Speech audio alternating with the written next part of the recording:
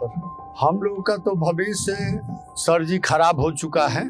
और दूसरी बात है कि हम लोग को तो पहला चीज़ है कि सुप्रीम कोर्ट में भी हम लोग जब हाई कोर्ट रिजेक्ट किया तो हम लोग सुप्रीम कोर्ट में गए। अब यहाँ पर कोई काम नहीं है। और राजीव गांधी ने कहा कि साहब की industries which are running in loss will not be treated in a holy cow. This was his statement. हाँ, तो पूरी हमें देख खिलाना है। हाँ, तो चाहे वो गवर्नमेंट की हो चाहे प्राइवेट इंडस्ट्रियल पॉलिसी उन्होंने डिफॉल्ट कर दिया। एक आशा खत्म हो गई। एम्प्लाई लोग कह रहा है कि होगा क्वार्टर, आज मिलेगा कल मिलेगा, तो सोच लीजिए अभी तक कुछ नहीं हुआ है। हम लोगों का जो पेमेंट बाकी है अभी तक हम लोगों का बकाया राशि नहीं मिला। सभी राजनीतिक दल कह रहे हैं कि हम बिहार के भीतर रोजगार की बेहतर व्यवस्था करेंगे। अभी विपक्षी दल जैसे प्रशांत किशोर या तेजस्वी यादव भी कह रहे हैं कि हम 20 महीने के भीतर सभी को रोजगार दे देंगे। प्रशांत किशोर का दावा है कि हम छठ बाद किसी को बिहार राज्य से बाहर नौकरी के लिए पलायन करने नहीं देंगे। तो वहीं नीतीश कुमार ने दावा किया है कि हमने बीते 10 साल में 2020 से 25 के बीच में लगभग 10 लाख सरकारी नौकरी और 39 लाख कौशल विकास रोजगार उपलब्ध कराए हैं। उस दौर में आज हम जहां मौजूद हैं उस जगह का नाम है डालमिया नगर। डालमिया नगर हम आपको बता दें कि 1932 से लेकर 35 के बीच में बिहार का सबसे समृद्ध सशक्त इंडस्ट्री एरिया था, जिसे रोहतास इंडस्ट्री के नाम से भी जाना जाता था। रामकृष्ण डालमिया 1932 से 35 के बीच में यहाँ पर आते हैं और उस समय का शाहबाद जो आज जिसे रोहतास बोला जाता है वो यहाँ पर आकर शुरुआत में इंडस्ट्री लगाना शुरू करते हैं। अभी जिस जगह मैं मौजूद हूँ इसी को डालमिया क्षेत्र कहा जाता है और मेरे पीछे अगर आप देख रहे होंगे तो ये सीमेंट फैक्ट्री की लाइन है और मेरे अगल बगल आप देखेंगे तो लगभग ये 2200 एकड़ की जमीन पर यहाँ पर लगभग कई औद्योगिक क्षेत्र उस दौर में बसे। लेकिन आज स्थिति ये है कि यहाँ कोई देखने वाला नहीं है, यहाँ की कोई सुध लेने वाला नहीं है। यहाँ जो लोग अभी भी डालमिया में काम करते थे क्वार्टर्स में रह रहे हैं, लेकिन पीछे कोर्ट का आदेश आया सुप्रीम कोर्ट से लेकर हाई कोर्ट तक कि ये जगह लिक्विडेशन में चली गई है और जगह खाली करनी होगी। जब बिहार में रोजगार की बात हो रही है उस दौर में इतना सशक्त और समृद्ध क्षेत्र विकास की और सरकारी मदद की बात ढूंढ रहा है, यहाँ के लोग मन मर कर जीने को मजबूर है। 1990 के बाद जब सुप्रीम कोर्ट ने आदेश दिया था कि डालमिया नगर और डालमिया नगर का जो औद्योगिक क्षेत्र है उसको विकसित किया जाए, इन उद्योगों को बढ़ाया जाए, तो 1990 में लालू प्रसाद यादव ने 35 करोड़ रुपए सीमेंट फैक्ट्री को दिए थे। लेकिन तमाम वित्तीय अप्रबंधन आंदोलनों और अलग अलग वजहों से 2 साल के भीतर वो सीमेंट फैक्ट्री वापस से बंद हो गई। फिर वर्ष 2008 का समय आता है, डालमिया नगर के पुनः विकास की बातें उठती है। उस समय लालू प्रसाद यादव रेल मंत्री थे। लालू प्रसाद यादव ने फिर से डालमिया नगर में एक जमीन रेल मंत्री होते हुए अधिग्रहित की और रेल मंत्रालय ने अधिग्रहित की। मेरे पीछे जो आप जगह देख रहे हैं रेल मंत्रालय भारतीय रेल की संपत्ति, ये डालमिया के दौर में पेपर मिल हुआ करती थी और इस जमीन को रेल मंत्रालय ने अपने अधीन अधिग्रहित किया। यहाँ शिलान्यास भी हुआ और कोच बोगी फैक्ट्री लगने की बात होने लगी। लेकिन उसके बाद वर्ष आया 2010 का। 2010 में लालू यादव रेल मंत्री नहीं बन पाते और ये पूरा प्रोजेक्ट ठंडे बस्ते में चला जाता है। उसके बाद 2014, 17 तमाम समय पर बातें हुई समय पर कि डालमिया नगर में कोच फैक्ट्री को बनाया जाए, लेकिन किसी का ध्यान नहीं गया और अभी तक ये जमीन पूरी तरीके से भारतीय रेल के पास एक ठंडे बस्ते में है। बस यहाँ पर भारतीय रेल ने अपना दीवार पर पोस्टर कहे या लिख दिया है कि किसी तरीके का कब्जा, अवैध कब्जा ना हो सके। ये लगभग 20 से अधिक औद्योगिक क्षेत्र 1932 से 33 के बीच में डालमिया नगर में बने, और डालमिया नगर उस समय खुशहाल था। लेकिन 60 के दशक के बाद आखिर ऐसा क्या हुआ कि जिस डालमिया की टूटी पूरे देश में बोल रही थी, जहां पर कलकत्ता, उड़ीसा, यूपी से लोग आकर काम कर रहे थे, जिसको बिहार का उस दौर में मिनी मुंबई बोला जाने लगा, आखिर 60 के दशक के बाद ऐसा क्या हो गया कि डालमिया नगर पूरी तरीके से ध्वस्त और इसका इकबाल खत्म होने लगा।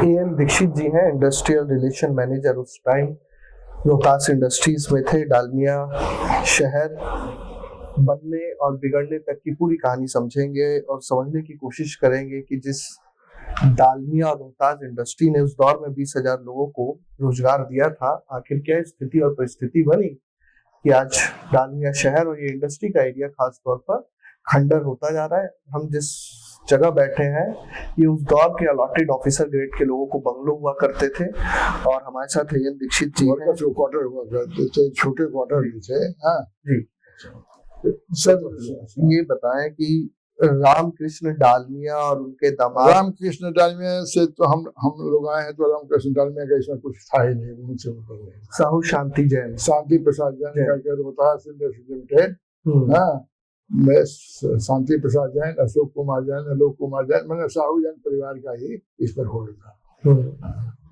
आखिर क्या स्थिति बनती चली गई कि इतना बड़ा रोजगार देने वाला एरिया ठप पड़ गया?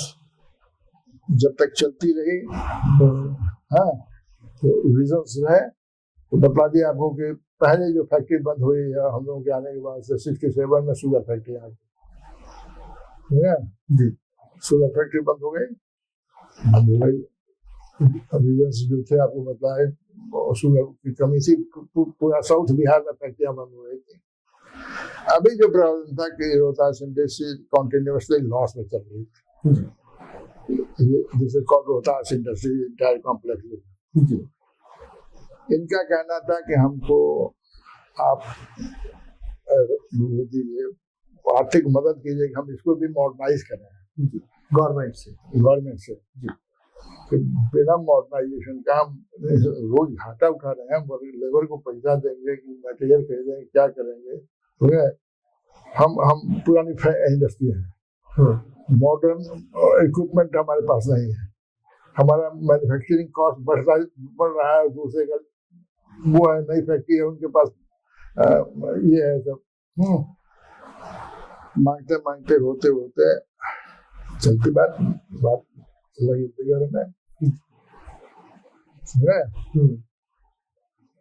82-83 के बाद से, हाँ, इन्होंने कहा कि हमको सिकनेस बेनिफिट दीजिए, हमको लोन दीजिए कि हम इंडस्ट्री को मॉडर्नाइज करें। बिल्कुल नहीं कोई सुना, चलती रही बात, आज नहीं कल है।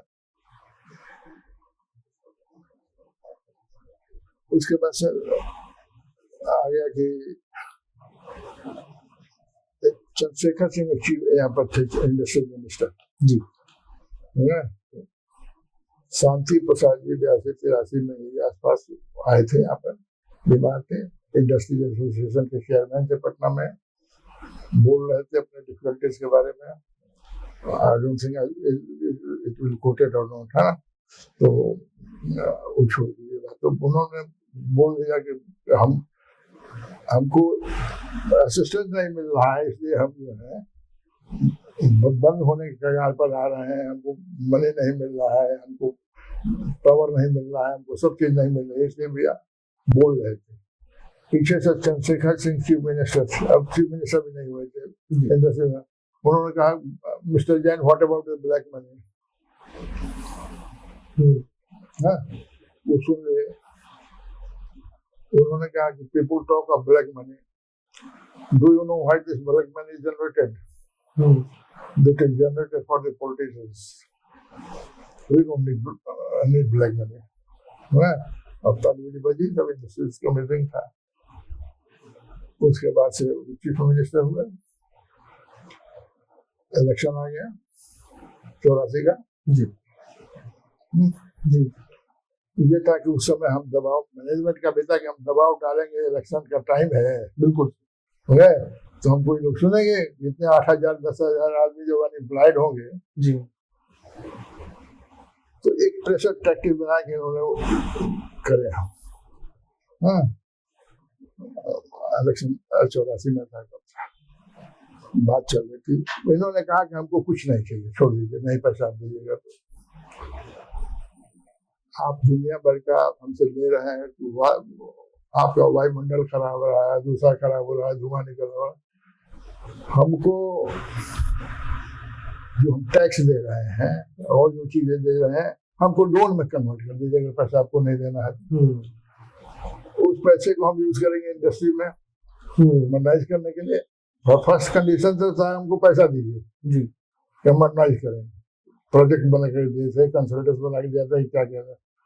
अल्टीमेटली ये आया, इन्होंने कहा कि भाई कम से कम हमको सेल टैक्स है, एक्साइज है, दूसरा जो टैक्स फॉर्म में आप ले रहे हैं, हाँ, वो लोन में कन्वर्ट कर दिए, एश्यूम करके कि हमने दे दिया, हमको लोन में कन्वर्ट कर दीजिए, हाँ, कि जिससे हम रॉ मटेरियल खरीद सकें, चीजें चला सकें। अगर पैसा आप नहीं दीजिएगा तो हमसे ये जो कैश आपको देना पड़ रहा है, कैश लॉस में हम है, तो हम इसको नहीं दे करके इसको इंडस्ट्री में लगाएंगे, पैसे को लोन की तरह कन्वर्ट कर रहे हैं। वहाँ जो भी आपको एक्साइज दे रहे हैं, टैक्स दे रहे हैं, दूसरा दे रहे हैं, हाँ, इसको हमको लोन में कन्वर्ट कर दीजिए, हम चलाएंगे, उसे लेबर को पैसा नहीं दिया जा रहा है, वो नहीं हो रहा। सेंट्रल गवर्नमेंट में अलग पॉलिटिक्स थी, यहाँ की अलग पॉलिटिक्स थी, इलेक्शन आया, कंपनी ने भी सोचा जी, सही बात यह है कि इलेक्शन का टाइम है, तो इन्होंने हम पे अपना समय चूज कर दिया कि हम बंद करेंगे और 8,000 आदमी आउट ऑफ एम्प्लॉयमेंट हो गए, जिस वजह प्रेशर टैक्टिक्स जी हो ना। तो हमको ये होगा, भी थोड़ा सा आएंगे उसमें, इलेक्शन नहीं हुआ तो तक इंदिरा गांधी का असोसिएशन हो गया 84 में, विश्वनाथ प्रताप सिंह आ गए, राजीव गांधी आ गए, हाँ, और राजीव गांधी ने कहा कि साहब की industries which are running in loss will not be treated as a holy cow. This was his statement. हाँ, कि दूध दे हमें दे खिलाना है, हाँ, तो चाहे वो गवर्नमेंट की हो चाहे प्राइवेट, इंडस्ट्रियल पॉलिसी उन्होंने रिफॉर्म कर दिया। एक आशा खत्म हो गई मिलने का। सेंट्रल में जो मिनिस्टर थे प्रणब मुखर्जी, उन्होंने कहा कि भाई सेंट्रल आपको इंटरफेयर नहीं करेगा, आप स्टेट से हेल्प लीजिए। तो कंपनी ने कहा कि तब हम भी भाई हम नहीं चलाएंगे प्रोग्राम में। रामकृष्ण डालमिया के बारे में उस दौर में ये भी कहा जाता है कि 6 शादियां उन्होंने की। अब 6 शादियां क्यों की, इसका कोई लिखित विवरण तो नहीं मिलता, लेकिन उस दौर के जो लोग हैं वो कहते थे कि शायद लड़के की चाह में 6 शादियां रामकृष्ण डालमिया ने की। मोहम्मद अली जिन्ना से रामकृष्ण डालमिया के बड़े मधुर संबंध थे, तो जवाहरलाल नेहरू से उतने ही तल्ख संबंध भी थे रामकृष्ण डालमिया के। ये जिस जगह मैं खड़ा हूं और इस तरफ अगर कैमरा दिखा सके तो ये उस दौर में रोहतास इंडस्ट्री के भीतर बना एक अस्पताल था। ये जो डालमिया ग्रुप की आप कहानी आज सुन रहे हैं, ये खंडर उसके गौरवशाली इतिहास और डालमिया ग्रुप का जो प्रबंधन था, तमाम वित्तीय गड़बड़ी के आरोप के बावजूद आप इस विजन को समझ सकते हैं कि किस रूप में डालमिया ग्रुप और रोहतास इंडस्ट्री सेक्टर को बसाया जा रहा था। तो डालमिया ग्रुप ने शांतनु जैन, जो उनके बाद में दामाद हुए, रमा देवी उनकी पुत्री, उनका विवाह हुआ, शांतनु जैन यूपी से थे। तो ये खंडर हो चुका है अस्पताल। आज जब चुनाव है तो तमाम अस्पतालों पर चर्चा हो रही है, लेकिन 1933 में किस तरीके से डालमिया शहर डेवलप था, विकसित था, समृद्ध था, सशक्त था, ये खंडर होता अस्पताल उसकी गवाही दे रहा है। अब आपको मैं बताता हूं कि 60 का दशक आया और डालमिया ग्रुप के ऊपर जिस रूप में डालमिया जैन ग्रुप, क्योंकि दामाद आ चुके थे शांतनु प्रसाद जैन, जिस तरीके से ऊपर बढ़ रहा था तो लोगों को आशंका हुई कि कुछ तो गड़बड़ी है। उसके बाद जवाहरलाल नेहरू ने, उस दौर के तत्कालीन प्रधानमंत्री पंडित नेहरू ने विवियन बोस कमीशन का गठन किया और जब विवियन बोस कमीशन की रिपोर्ट को संसद में टेबल किया गया तो उस टाइम के राज्यसभा सदस्य प्रोफेसर वाडिया ने कहा कि अगर विवियन बोस कमीशन की रिपोर्ट अगर आप पढ़े तो डालमिया जैन ग्रुप ने आईपीसी की धारा में कोई ऐसा कानून नहीं छोड़ा जिसके तहत उन्होंने भ्रष्टाचार या वित्तीय कुप्रबंधन ना किया हो।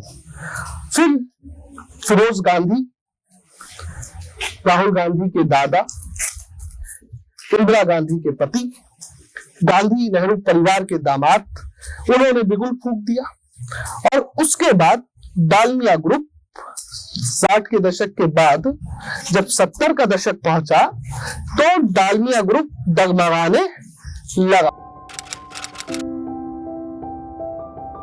1984 से ही जब डालमिया ग्रुप बंद होने की कगार पर पहुंचा तब से डालमिया ग्रुप के एम्प्लॉयज या उनके रिश्तेदार कोर्ट पहुंचना शुरू किए और 2023 के आसपास सुप्रीम कोर्ट के आदेश में ये कहा गया कि जो नीलामी होगी तो क्वार्टर्स में रहने वाले लोगों को प्रायोरिटी दी जाएगी।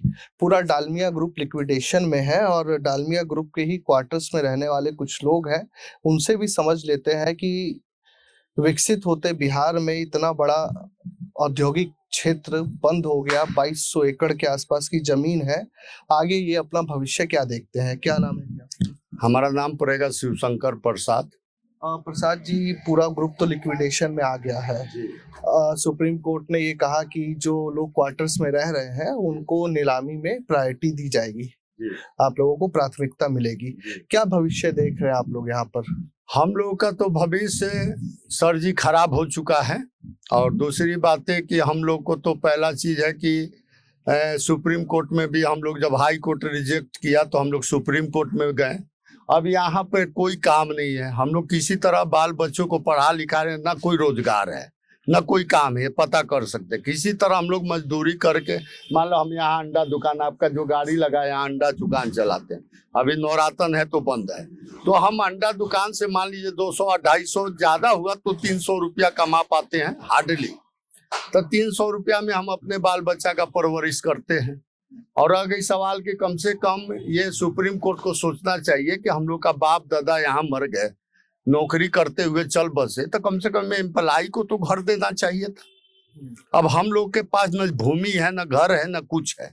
कम से कम आधार कार्ड के द्वारा सुप्रीम कोर्ट तो चेक कर सकता है। डेसिमल जमीन देने की बात कही गई थी, बड़ी बड़ी वायदे हुई है मगर मिलता कहाँ है। अभी तो हम लोग का कमाया हुआ पैसे बाप दादा का नहीं मिला है, पूरा फंडिंग बाकी है। दूसरा में कि यहाँ बड़े बड़े माफिया लोग जा रहे हैं, सारा ये 74 क्वार्टर खाली हुआ, 74 लोगों से चलिए हम मिलाते हैं, आज उनको किराया देते देते हालत खराब है, कहाँ जाएंगे। तो भू माफिया लोगों की भी नजर है इस जमीन पे। माफिया लोग का नजर है कि माफिया लोग जमीन ले रहा है। आप स्टेशन रोड में देखिए, माफिया लोग जमीन ले लिया है, ये सामने का जमीन ले, सारे माफिया के हाथ में बिक रहा है। कोर्ट भी तो सब माफिया को जमीन दे रहा है। गरीबों की सुनने वाला कौन है? कानून तो गरीब के लिए बना है, अमीरों के लिए कानून कहाँ बना है? अमीरों के लिए तो कोई कानून नहीं है। जो कानून अगर कोर्ट में चल रहा है तो सिर्फ गरीब के लिए कानून बना है। अभी किसी ने कहा कि पैसा बचा हुआ है। मैं आपको दर्शकों को बता दूं कि जब जमीन या कोई भी संस्थान लिक्विडेशन में जाता है तो सबसे पहली देनदारी वहां काम करने वाले मजदूरों या एम्प्लॉयज की होती है।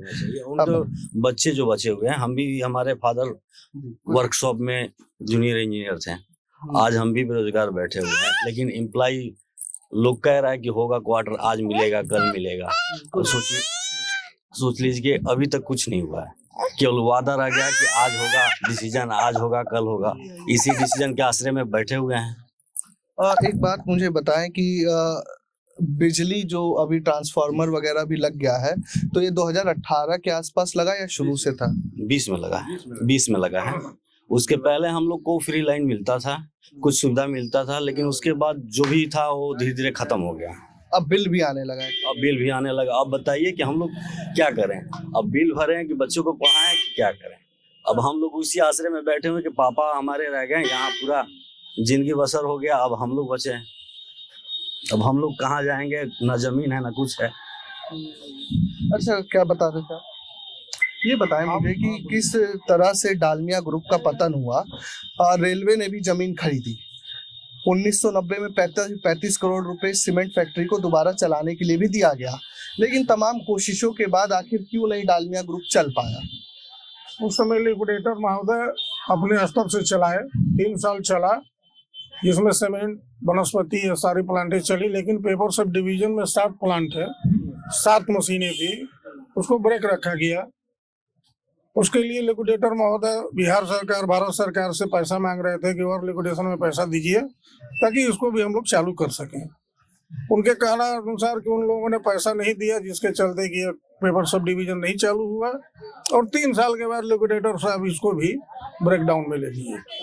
यही कर लिए। हम लोग का मेन कहना है 84 से अभी तक हम लोग एम्प्लॉइज हैं, रहते आ रहे हैं। आप खुद एम्प्लॉइज थे या परिवार? पिताजी मेरे एम्प्लॉइज थे, और इस क्वार्टर का वैल्यूएशन 3 बार लगा 84 से लेके अभी तक। शुरू में 49,000 लगा, सब कोर्ट के थ्रू ही लगा, हम लोग का उसमें कोई रोल नहीं था। इसके बाद 95,000 लगा डिसमिल, अब उसके बाद 1,42,500 रुपया लगा पर डेसिमिल। हाँ, पर डिसमिल। एक क्वार्टर कितने डेसिमिल में? कोई 2.5 डिसमिल है, कोई 2 डिसमिल है, कोई 3 डिसमिल है, कोई 8 डिसमिल है, कोई 12 डिसमिल है। इस टाइप से सब क्वार्टर है सब। लेकिन आज तक हम लोगों का सुनवाई में कोर्ट भी कुछ नहीं किया, और लिक्विडेटर का भी बात को कोई नहीं रखा। ये तो माननीय कोर्ट का चीज है, हम लोग का तो इसमें कोई रोल नहीं है। लिक्विडेटर अपना वैल्यूअर्स अपना भेजते हैं, वैल्यू लगाता है, कोर्ट में जमा करता है, फिर केस पेंडिंग हो जाता है, फिर 10 साल के बाद दूसरा वैल्यूअर का ऑर्डर होता है, फिर आता है, फिर वैल्यू लगाता है। यही प्रक्रिया यहाँ चलती है। दूसरे हम लोगों का जो पेमेंट बाकी है, अभी तक हम लोगों का बकाया राशि नहीं मिला। बीच में कुछ पैसा मिला था, पिताजी जो उस समय जिंदा थे, हमारे पिताजी 2017 में एक्सपायर किए, माने बंडिये में हम लोग के पिताजी रिटायर कर गए, यही मान लीजिए आप। तो हम लोग बेरोजगार हो गए, और क्वार्टर का वैल्यू जो ये लोग लगा रहे हैं लिक्विडेटर महोदय, ये आज के रेट के हिसाब से लगा रहे हैं 6 लाख रुपए, 7 लाख रुपए डिसमिल। हम लोग का पेमेंट का बकाया जो है वो 1984 के रेट से वैल्यूएशन लगा के दिया गया है बीच में। तो भाई हम लोग का भी तो रेट बढ़ रहा है। आप हम लोग पहले ही फाइनल कर दिए रहते तो हम लोग अपना व्यवस्था करते, क्वार्टर से हम लोग को क्या लेना देना था, लेकिन हम लोग को झुरा के अटका के रखा गया। अच्छा, कितने हजार परिवार होंगे या कितने 100 परिवार होंगे? नहीं, यहाँ कम से कम 20,000 से ऊपर परिवार है। परिवार 20,000? हाँ जी, हर क्वार्टर में 5 परिवार है। मान के चलिए कम से कम 3,000 क्वार्टर में से 2,000 क्वार्टर तो बचा ही होगा। 1,000 क्वार्टर मान लीजिए डैमेज हो गया, कंपनी का ताला बंद है, तो 2,000 क्वार्टर में अगर 5 फैमिली है तो मान लीजिए 15-20,000 तो ऐसा हो जाएगा। क्या नाम है सर आपका? गौतम दास। आप यहाँ एम्प्लॉय थे या परिवार? फादर एम्प्लॉय थे, और कोई बात नहीं। तो अच्छा, दोबारा बताओ। हाँ, मेरे फादर एम्प्लॉय थे और सेंट्रल वर्कशॉप में थे, जिनकी मृत्यु यहाँ काम करते हुए, मतलब एक्सीडेंट पीरियड में 1971 में। तो मैं छोटा था, उस समय से मैंने पढ़ाई लिखाई चल रहा था। जब 84 में बिकम किए तो यहाँ तो बंद हो चुकी थी। आशा में थे कि हम लोग को मिलेगा नौकरी खुलने के बाद, लेकिन आज तक खुला भी नहीं, हम लोग को मिला भी नहीं। मेरे फादर का जो पैसा भी था वो भी नहीं मिला। हाँ, क्वार्टर रहने को मिला, हम लोग क्वार्टर में भी हैं, लेकिन और कोई हम लोग को भाड़ा देते हैं। हम लोग भाड़ा देते हैं, एम्प्लॉय भी भाड़ा देते हैं हम लोग, और कोई तरह का हम लोग को कोई मदद नहीं मिली कंपनी की ओर से, न नौकरी मिला, न कोई मुआवजा मिला, न कुछ पिताजी की वजह से मतलब यहाँ शुरुआत हो गया उसी दिन। और किसी तरह हम लोग ट्यूशन व्यूशन पढ़ा के स्कूल में, प्राइवेट स्कूल में पढ़ा उड़ा के हम लोग अपना जीवन यापन कर रहे हैं। अच्छा, एक चीज बताएं कि जब बिहार में अब चुनाव फिर आ गया है सर, सभी लोग बात कर रहे हैं रोजगार की। मैं आपसे थोड़ी ये छोटी सी बात समझना चाहता हूँ कि कोई उम्मीद है इस प्लांट के शुरू होने की कि सारी व्यवस्था ठप पड़ चुकी? जब तक मोदी जी नहीं चाहेंगे तब तक यहाँ का कभी उद्धार नहीं होगा, इसलिए कि रेलवे के हैंड ओवर में ले चुके हैं और यहाँ दूसरा प्लांट कंपनी कोई लगाएगी नहीं। तो जब तक रेलवे के भाई प्रधानमंत्री है, वो आवाज से आ जाए तो 1 महीना में शिलान्यास हो जाए इसका, लेकिन उनका ध्यान है नहीं इस पर। इलेक्शन आएगा, फिर अभी कुछ चर्चा होगी, ये खुलवाएंगे वो खुलवाएंगे, ऐसे पेमेंट कराएंगे वो पेमेंट कराएंगे, फिर खत्म हुआ, फिर ब्रेकडाउन में चला जाएगा, फिर अगला सांसद का चुनाव आएगा, फिर मीटिंग महोदय करेंगे। और डालमिया नगर फील्ड में तो मीटिंग नहीं होता है जी, कोई नेता नहीं आता है। डिहरी में आएगा, सासाराम स्टेडियम में आएगा, लेकिन यहाँ डालमिया नगर इतना बड़ा ग्राउंड देख रहे हैं, यहाँ पे में हेलीकॉप्टर उतर सकता है, में मीटिंग हो सकता है, लेकिन कोई नहीं आता है। आपका नाम? अभय प्रताप सिंह। क्या चल रहा है जी? अभी तो फिर से चुनाव आ गए सर, रोजगार की बात हो रही है और इतना बड़ा औद्योगिक क्षेत्र ठप पड़ा है 1984 से। अब आने वाले समय में रहना और कहाँ जाएंगे अगर कोर्ट से नीलामी के आदेश हो जाते हैं तो?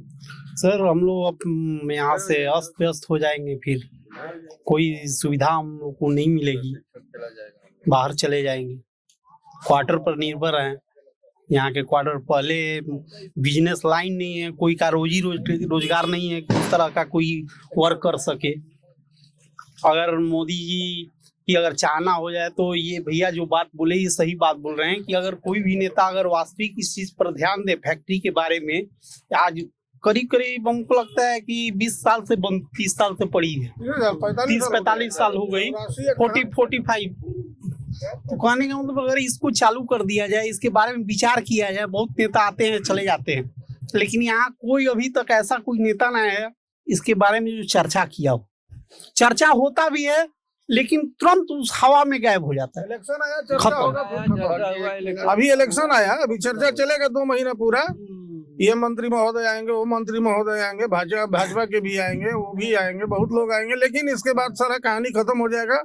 हम लोग का कहना मेन साफ है, एकदम स्पष्ट, कि अगर लिक्विडेटर महोदय अगर आज के वैल्यूएशन के हिसाब से रेट ऑफ वैल्यू क्वार्टर का लगाते हैं डिसमिल में, तो हम लोगों का जो भी बकाया राशि जो सुप्रीम कोर्ट ने आदेश दिया है, उस आदेश को मानते हुए आज का वैल्यूएशन रेट के हिसाब से हमको रेट दे दिया जाए बकाया राशि का, और आज के वैल्यूएशन के हिसाब से हमसे रेट ले लिया जाए अपना क्वार्टर का डिसमिल का। क्या कह रहे हैं? और जैसे प्रधानमंत्री हमारे नरेंद्र मोदी है, मोतिहारी में तो जब इलेक्शन पहला 2014 में जीते थे तो वहां पर जाके नरेंद्र मोदी बोले थे कि हम यहाँ पर फैक्ट्री खुलवाएंगे, दूसरा बार आएंगे तो हम चाय पी कर जाएंगे, चीनी मिल। अभी तक तो दोबारा भी आ गए और वहाँ चाय पिए नहीं, अभी तक चीनी बना नहीं।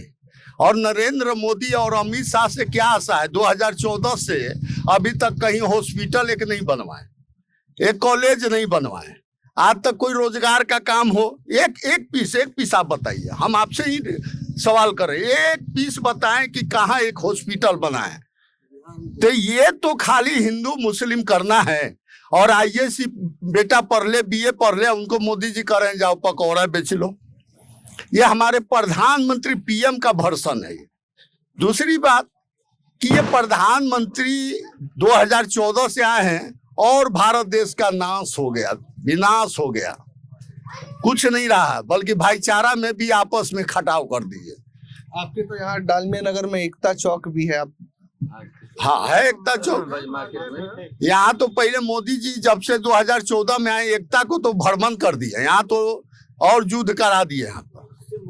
मगर रह गया सवाल कि यहाँ हमें एक प्रधानमंत्री थे, आप यहाँ 2 करोड़ नौकरी का वादा करके गए थे अमित शाह, हैं 2 करोड़ नौकरी का बोल के गए थे। अब बताइए 2 करोड़ की नौकरी को तो छोड़िए, एक चीनी मिल नहीं खुला इनसे। हम लोगों का जनरेशन जो खत्म हो गया, इस पर मोदी साहब एक बार भी विचार किए कि हम लोग का तो लाइफ खत्म। पिताजी के हिसाब से हम लोग रहे, 84 में कंपनी बंद हुई, आज खुलेगा कल खुलेगा, ये होगा वो होगा, करते करते हम लोग का तो उम्र खत्म हो गया। एक जनरेशन, एक पुश्त हम लोग का खत्म हो गया। अब हम लोग अपने बाल बच्चे को चाहे जैसे भी पढ़ाएं, चाहे लिखा है, जितना में है उतना ही में, जो भी है, जो जितना में है अपना उतना में करेगा चलेगा। अब सोचिए कि हम लोगों का लाइफ का क्या होगा, क्या करेंगे मोदी साहब हम लोगों को। जीवन ही खत्म हो गया। जीवन ही खत्म हो गया। बेरोजगारी भत्ता भी तो देते हैं, हमको देना 5,000 रुपया महीना भर बेरोजगारी भत्ता, अपना जीवन पालन करेंगे। उम्र हम लोगों का हो गया है 55-60 साल। अब तो रिटायरमेंट का समय आ गया। कुछ दिन बाद 1100 रुपये मिलने लगे। पिताजी को 20 साल रिटायरमेंट में, अब बताइए पिताजी बंदिये में 20 साल रिटायर कर गए, अब बेटा जी जिंदगी में रिटायर कर गए। अरे साला कंपनी के मुँह नहीं देखे हम लोग। ये तो है, अब बताइए ये है हमारा संविधान और ये है हमारे नेता मंत्री आज के युग का। अब हमारी बेटी है, शादी करना है, अब सच्चाई यही है। अब किसी के पास जाते हैं तो 20 लाख से कम बात नहीं करता है। अब स्कॉर्पियो भी मांगी। हाँ, पहला गाड़ी चाहिए, एक सोना का चैन चाहिए।